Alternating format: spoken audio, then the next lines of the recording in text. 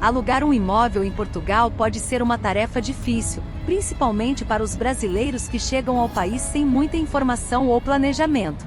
Existem vários motivos que podem dificultar o processo de arrendamento, como a alta demanda, a baixa oferta, os preços elevados, as exigências dos proprietários, o preconceito e os golpes.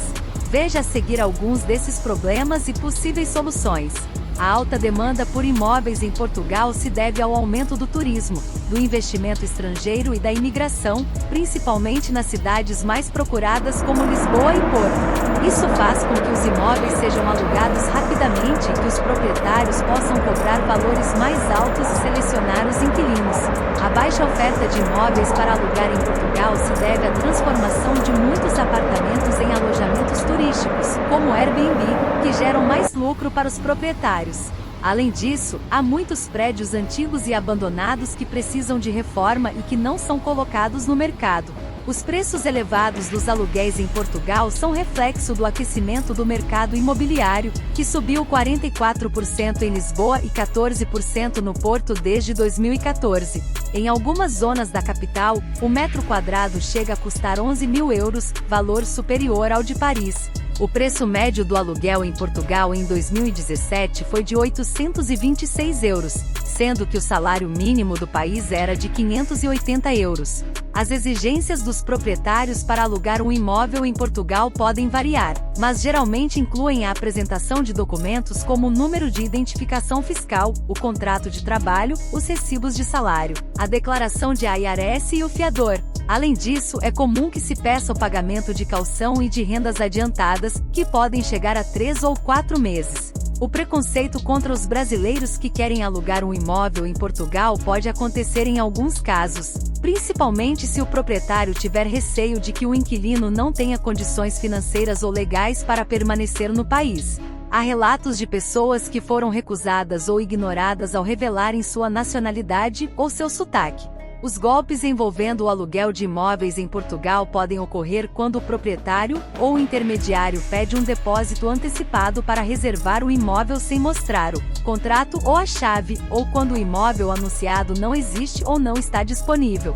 Há também casos de falsificação de documentos ou de cobrança de taxas abusivas.